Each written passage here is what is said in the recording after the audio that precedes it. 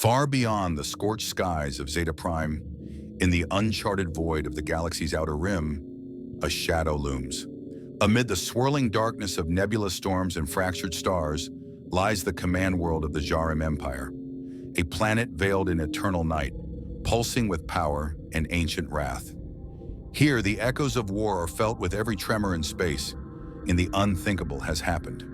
Humanity, a race long forgotten, thought extinct, has defied the odds and stood against one of the most feared empires in the galaxy.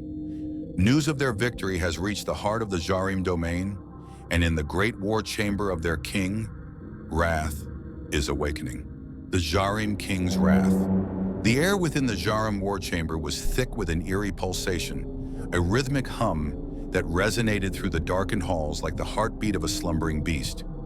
The chamber was vast, lined with massive organic pillars that pulsed with dim emerald veins of energy.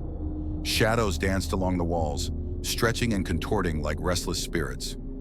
A single figure sat upon a colossal throne, an amalgamation of living matter and obsidian metal, a creation both organic and technological.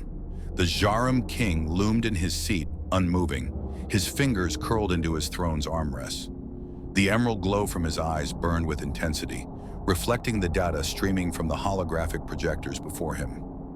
A scene replayed over and over, Zhaarim warships burning in orbit above Zeta Prime, human forces pushing forward, their weapons carving through the mighty fleet of the Zhaarim, their disgrace displayed for all to see. The king's mandibles twitched slightly, betraying the smallest hint of irritation, a gesture that sent a ripple of unease through the warlords standing before him. The warlords knelt, their heads bowed, waiting for the wrath of their master. None dared to speak first. None dared to draw attention to themselves in this moment of shame. The chamber remained silent, save for the faint hum of the breathing pillars that lined the walls. Then, without warning, the king moved, a slow, deliberate motion as he lifted one clawed hand and curled his fingers inward. The chamber doors sealed shut with a thunderous boom. The warlords stiffened, the tension in the room becoming unbearable. The king's voice was slow, deliberate, and reverberated with a layered, multi-tonal resonance, a sound that no human throat could ever produce. Zhaarim King. We are not conquerors. He rose from his throne, his towering figure casting a shadow so immense that the kneeling warlords disappeared beneath it. We are extinction itself. The warlords remained motionless, their bodies locked in absolute submission. The king stepped forward, his every movement accompanied by the sickening sound of shifting carapace in metallic plating.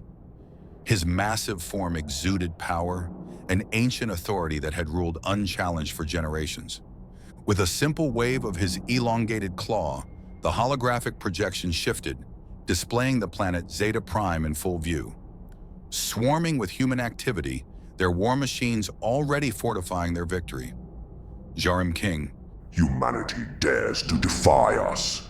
They fight as though they have forgotten what we are. A low murmur rippled through the chamber, the gathered warlords shifting ever so slightly. They had seen the battles the way humanity fought, not with the elegance of a disciplined empire, but with the fury of a species that refused to kneel. They did not break. They adapted. They learned. Zhaarim King. Summon the warlords of the First Expanse. Mobilize our dreadnoughts. Prepare the purification vessels. The cleansing of Zeta Prime begins now. One of the warlords, slightly bolder than the others, lifted his head just enough to make eye contact. Zhaarim Warlord. Your Excellency, the humans have uncovered much. The longer they remain, the more they will learn of what lies beneath. A sudden silence consumed the room. The king's gaze fixed upon the warlord, and for the briefest moment, time itself seemed to halt. Then, without any sign of motion, the king was suddenly upon him, his massive clawed hand wrapped around the warlord's throat, lifting him into the air. The warlord struggled, his body convulsing as the king's grip tightened. The king did not speak, nor did he display any visible emotion. He simply observed, his eyes unblinking. Then, as if growing bored, he twisted his wrist sharply. A sickening snap echoed through the chamber. The lifeless body of the warlord crumpled to the floor. The remaining warlords did not move, did not breathe. The lesson had been taught. Zhaarim King. Find the ones responsible. I want their world reduced to cinders. Humanity's counterattack and the cost of victory. The fires of battle still smoldered on Zeta Prime. The sky choked with dark clouds of smoke, ash drifting across the scarred landscape. Ruined war machines, both human and Zhaarim, lay scattered across the blood-soaked terrain, twisted metal and shattered armor glinting beneath the dying light of the twin suns. The echoes of war still lingered in the air, the faint crackle of distant flames, the only sound beyond the heavy boots of soldiers moving through the wreckage. Commander Elias Kyle stood at the edge of a broken ridgeline, gazing over the remains of the battlefield. His once pristine armor was dented, streaked with dust and blood, his cloak torn at the edges. Behind him, what remained of his officers gathered, their expressions hardened by exhaustion and loss. The battle for Zeta Prime had been won, but at a cost that weighed heavily on them all. Admiral Thalos Vane stepped forward, wiping the sweat from his brow, his piercing eyes scanning the casualty reports flickering on his wrist display. Admiral Thalos Vane, "Sir, casualty reports are still incoming, and it's worse than we expected." He pauses, his tone heavy, eyes focused on the display. "We lost thousands in the assault, many of our best pilots, gone. The Falcon-class interceptors, they bore the brunt. 40% of our fleet wiped out. That's over 4,000 fighters lost." He exhales, steadying. "The remaining 6,000 are operational but heavily strained. Maintenance crews are overwhelmed. As for the Fortress-class colony ships, none were destroyed, but several took critical damage. They've been pulled from the line, evacuated, non-combat ready." He locks eyes with Kyle. "We now have 151 Fortress-class colony ships remaining in combat condition. It's enough, but barely. If we're hit again, we may not hold." Kyle closed his eyes for a brief moment, inhaling deeply, forcing himself to suppress the grief clawing at his chest. He turned, his gaze sweeping over the gathered commanders, reading the exhaustion in their faces. "Commander Kyle, we held the line, but at what price?" Silence fell over the council, each officer lost in their own thoughts, the weight of command pressing down upon them. General Isaac Rhett, the grizzled veteran who had led the ground forces, crossed his arms, his voice rough with fatigue. "General Rhett, we fought like hell out there, and we won, but we can't afford another victory like this. We need time to regroup, to reinforce. The men are running on fumes, Commander." Cal nodded grimly. "Commander Cal. Then we fight smarter. We don't have the numbers to outlast the Zhaarim in a prolonged war. We need to reposition. Fort Exodus must hold. We turn this battlefield into a fortress. We use everything we can salvage, every piece of armor, every wrecked mech, every warship that can still fly. We build our defenses here." The commanders exchanged glances, their expressions shifting from despair to hardened resolve. They had come too far to falter now. "Admiral Thalos Vane, we also need to consider reinforcements. We sent a call to Earth, but we still haven't received a response. If something's happened, we need to know." Commander Kell, "Then we send a team, a small squad. If Earth has fallen silent, we need to find out why." The tension in the room thickened. The idea of sending a team back to Earth, when no one knew what awaited them, was a terrifying prospect. But they had no choice. Answers had to be found. Kell looked at his officers, his voice unwavering. "For now we mourn the dead. We honor their sacrifice, but we do not falter. We do not break. The Zhaarim will return, and when they do, we will be ready." The unknown ally. The fires of battle had faded, but the war for survival remains. The commanders of humanity's forces knew they could not remain blind to the world around them. They had claimed a foothold on Zeta Prime, but the planet remained a mystery, and mysteries in war were often fatal. The decision was made. Scouting parties would be dispatched beyond their fortifications, tasked with uncovering any lingering threats, resources, and potential allies. Sergeant Tyron, his team, and a small group of robots had been assigned one of the more dangerous routes, deep into the dense jungles beyond the battlefield. Their orders were simple: locate any remaining Zhaarim forces, document the terrain, and report back anything of strategic importance. As they moved through the overgrown terrain, the jungle seemed almost alive, shifting with unseen movement. Bioluminescent flora pulsed with eerie light, casting strange shadows against the ancient trees that twisted high above them. The humid air carried the distant rumble of an energy storm rolling across the horizon. Private Kellen Rowe tightened his grip on his rifle, his nerves on edge. Private Rowe. I swear something's watching us. Feels like we're being stalked. Sergeant Tyrion, stay focused. If something moves, we drop it. The jungle around them felt eerily silent. Then, a sudden rustle in the undergrowth. The team spun toward the sound, weapons aimed, fingers tightening on their triggers. A figure emerged from the dense foliage, arms raised in what appeared to be an attempt at a non-threatening gesture. He was unlike anything they had ever seen.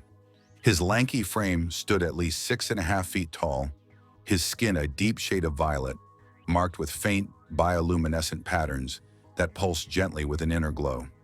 His elongated face bore a peculiar resemblance to an earth creature, an anteater, complete with an elongated snout and long, curved ears that twitched with every sound.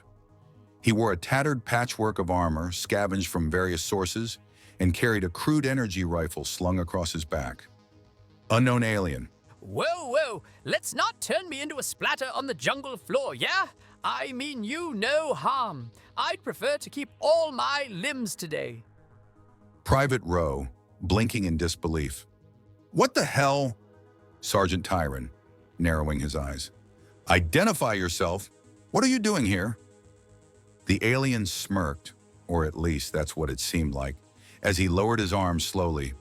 The name's Vorr, but let's keep it simple. Just call me Vorr. You hairless apes are new around here, so let me be the first to say, welcome to Haven 7. Population, not many. Hope you brought bug spray. There was a brief, stunned silence. Private Rowe. Oh, great, a comedian. Vorr, grinning. You better believe it. If you lived in this place as long as I have, you'd either laugh or go insane.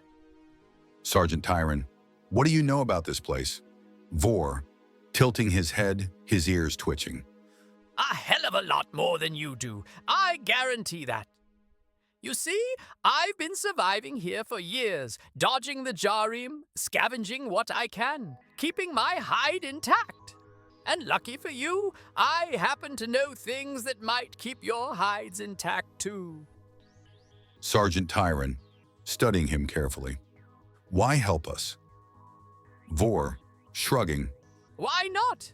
The Zhaarim want me dead, same as you. But you have warships, weapons, and a whole lot of fight in you. I like my odds better with you than alone. Plus, I've always wanted to see what it's like to work with humans. You all have that stubborn till death thing going on. It's charming. Tyrion exchanged glances with his team before exhaling slowly. Sergeant Tyrion, fine, you're coming with us. But don't try anything. The final decision about whether you stay will be made by the commanders. Vorr, grinning again. Oh, don't worry. I only betray people on Thursdays. Lucky for you, it's not Thursday. Before turning back, Vorr hesitated for a moment, his bioluminescent eyes shifting toward the dense jungle beyond. Quern.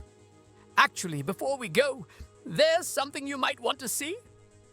Sergeant Tyrion, raising a brow. And what exactly is that? Vorr, lowering his voice slightly. A site the Zhaarim have been digging up for months. They don't talk much about it, but the locals, the few still alive, feel it's something bad.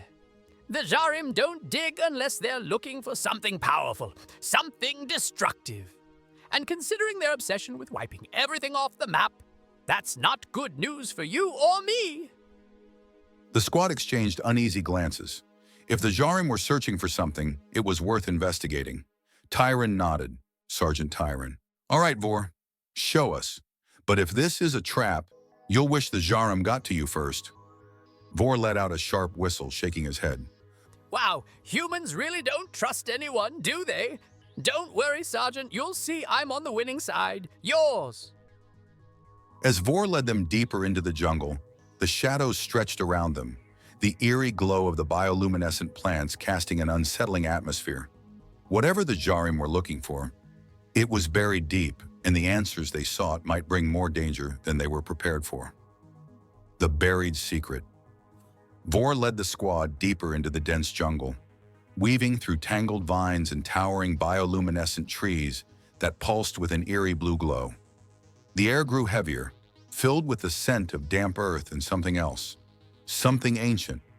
Occasional flashes of lightning split the sky above, casting jagged shadows across the alien terrain.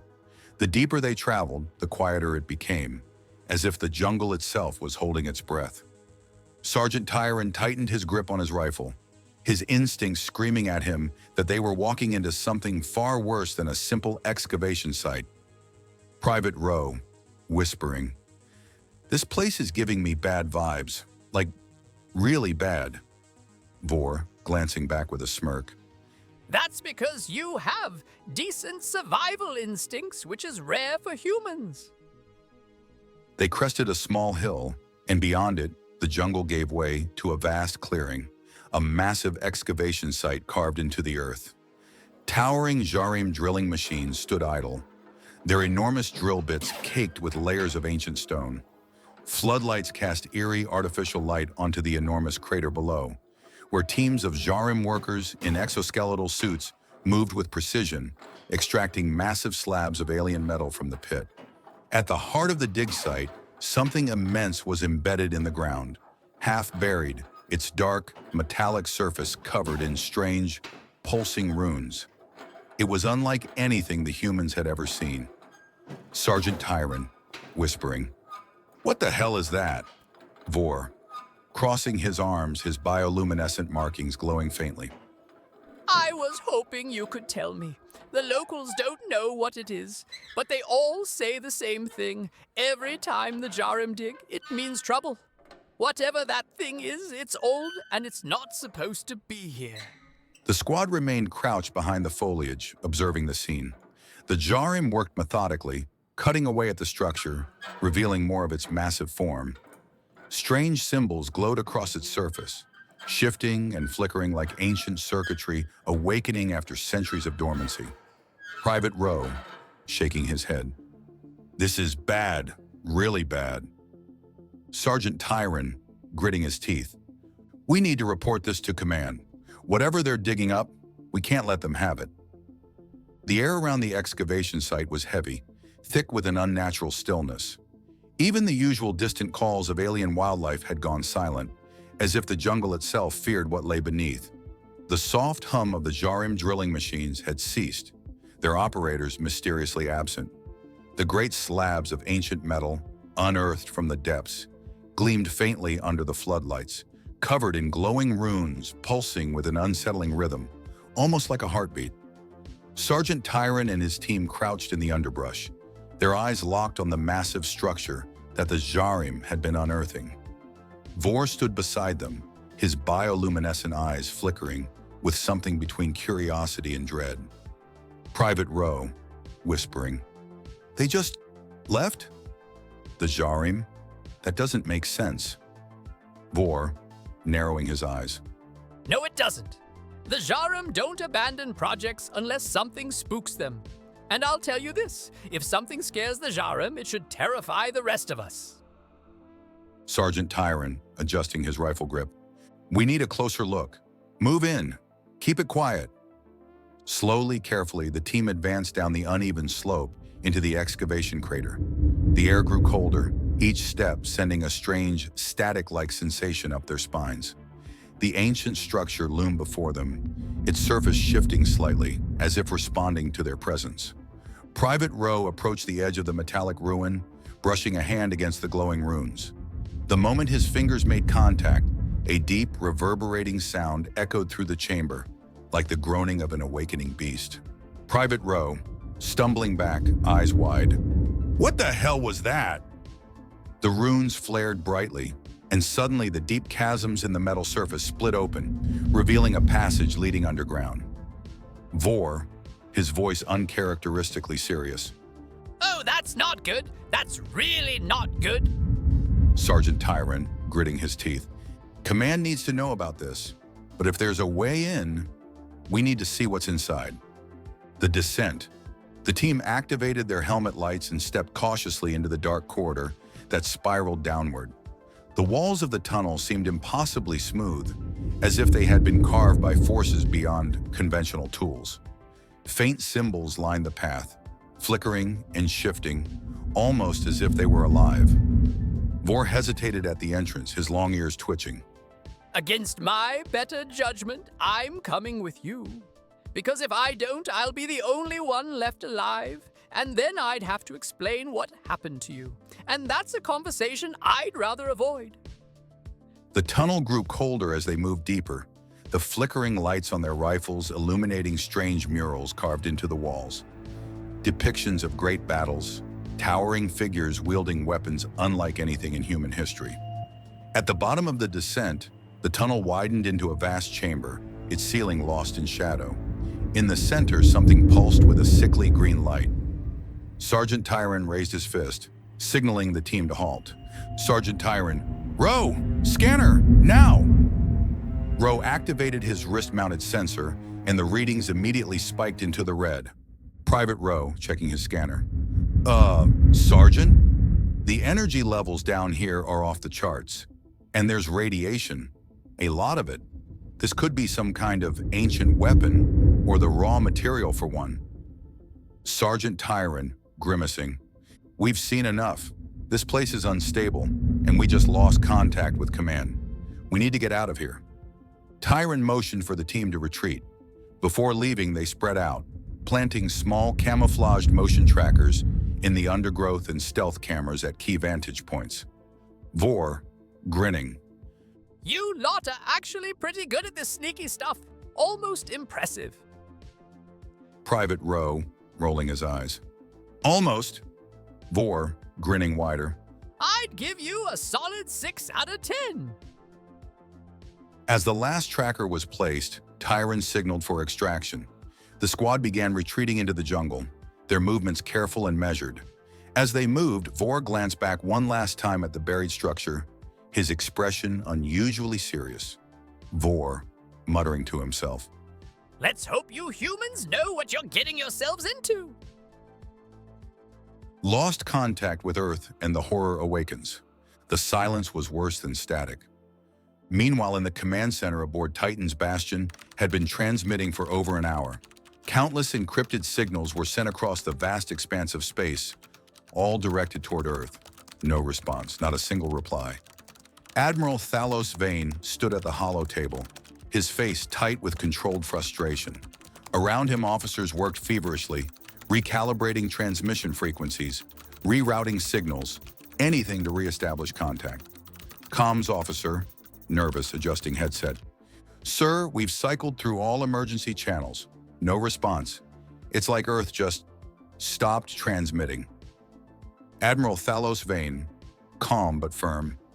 Run it again. Expand the range. Use the old Federation relay stations if you have to.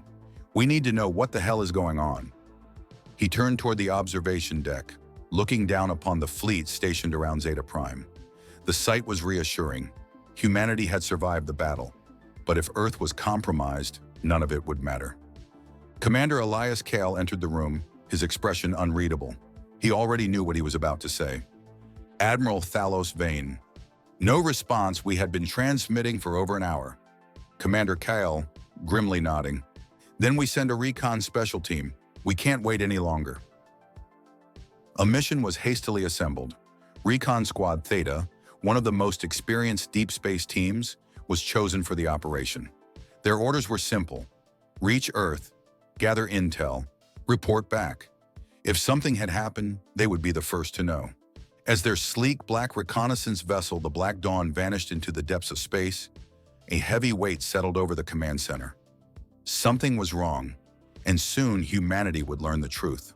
The signal. The Black Dawn, the recon vessel en route to Earth, drifted through the endless abyss of space, its engines humming as it cut through the void. Commander Kale watched the distant stars through the tactical display, his mind uneasy. Something about this mission felt wrong. All systems stable, course locked, ETA to Earth, 144 hours, came the crisp voice of Captain Adrian Voss over the ship's comm. Then, an anomaly, a distress signal, weak, ancient. A long-forgotten human frequency flickered on the screen. The signal came from a nearby planet within the Haven 7 sector, a world long thought to be uninhabited. Lieutenant Darian Hale, the ship's tactical officer, studied the readings, his brow furrowed. Serious tone. This signal, it's been transmitting for centuries, and it's from an old human colony. Commander Kale, thoughtful, eyes locked on the display. Humanity lost many scout teams long before the Federation purged Earth. Most were presumed eliminated. If a distress beacon is still active, then someone, or something, turned it back on. A silent pause filled the bridge. Captain Adrian Voss, glancing at Kale, hesitant.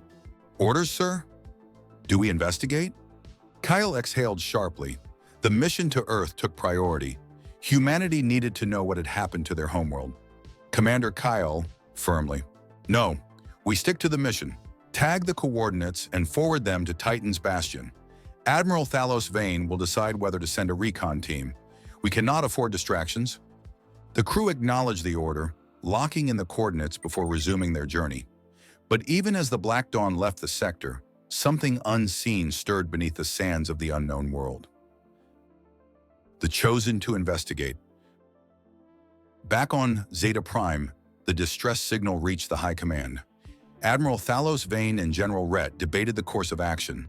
Humanity had already suffered staggering losses, and they couldn't afford reckless risks. But if this was truly a lost human colony, ignoring it could mean leaving potential survivors to their fate. Cal's transmission was clear. He recommended against investigating.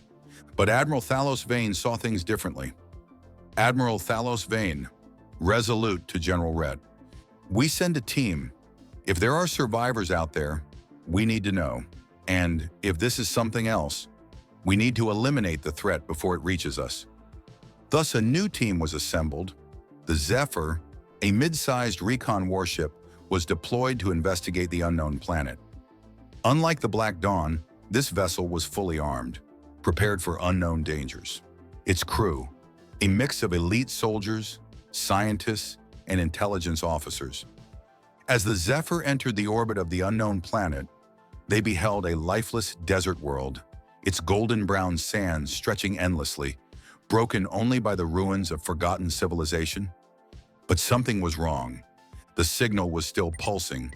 Something, or someone, was waiting for them. The lost colony of unknown planet. The mission to the unknown planet.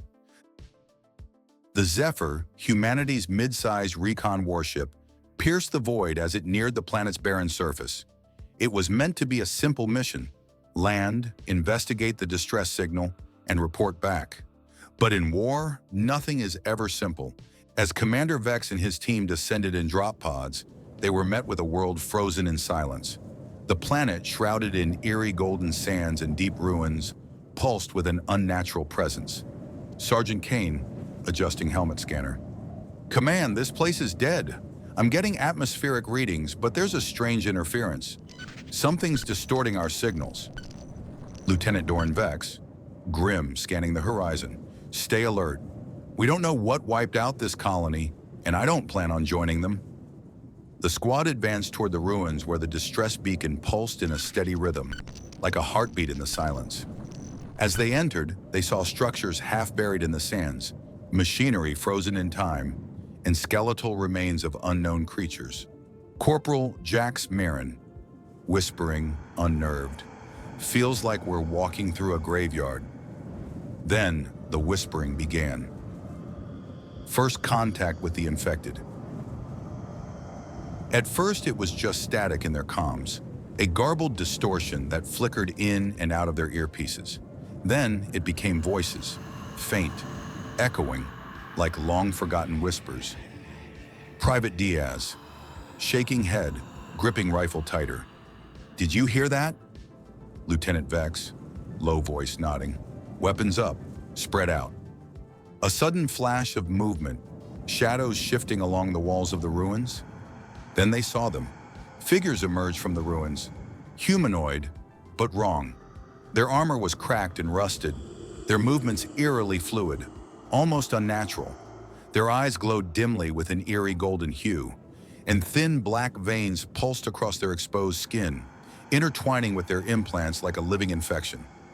Sergeant Kane, stunned, whispering, "Those are humans. They were supposed to be dead." The infected figures stood still, as if waiting. Then, in perfect unison, their heads tilted upward, their lips moving, but the whispers came from everywhere. Then, their eyes snapped toward the squad. The screaming began. The squad opened fire, but the infected didn't fall like normal soldiers. Some stumbled, their bodies twitching and reforming, while others moved too fast, too erratically, as if their bodies had been rewritten. Lieutenant Vex, shouting over gunfire, "Fall back! Regroup at the LZ!" But the moment they turned, their visors glitched, their heads pounded. The world around them flickered, their vision warped. The ruins shifted and changed, becoming a nightmare of twisted metal and endless corridors. Their own voices echoed back at them, distorted. One by one, their helmets flooded with whispers. "You are home. Join us. Embrace eternity." Corporal Jax Marin dropped his weapon, staggering backward, his breath coming in short gasps. Then his body froze. A second later, he turned back toward them, his eyes glowing gold. Private Diaz, horrified, shaking head. "Jax?" Corporal Jax Marin smiled and ran towards him. Then Diaz opened fire. The Zephyr's last transmission.